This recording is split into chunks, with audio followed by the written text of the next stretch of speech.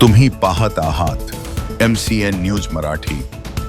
अकोट पालिकेने शहरातील घनकचरा व्यवस्थापन करण्याकरिता संबंधित ठेकेदाराला ठेका देण्यात आला होता. ठेकेदाराने नगरपालिकेच्या घंटा गाडीचा वापर सुद्धा केलेला आहे.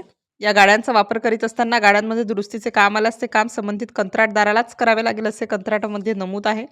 मात्र संबंधित ठेकेदाराने अनेक गाड्या ज्यात थोडी बहुत दुरुस्तीची कामे आहेत ती दुरुस्ती न केल्यामुळे नगरपालिकेच्या आवारामध्ये भंगार अवस्थेत पडले आहेत. याला संबंधित ठेकेदारच जबाबदार आहे. ठेकेदाराच्या या प्रकारामुळे सामान्य जनतेच्या पैशांची उधळपट्टी केली आहे.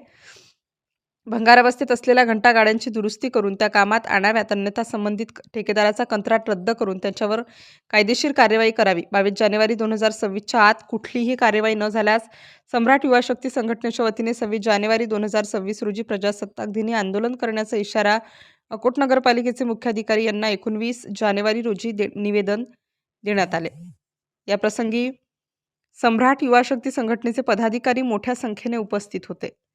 MCN न्यूज मराठीकरिता विशाल आगरे, अकोट शहर प्रतिनिधी.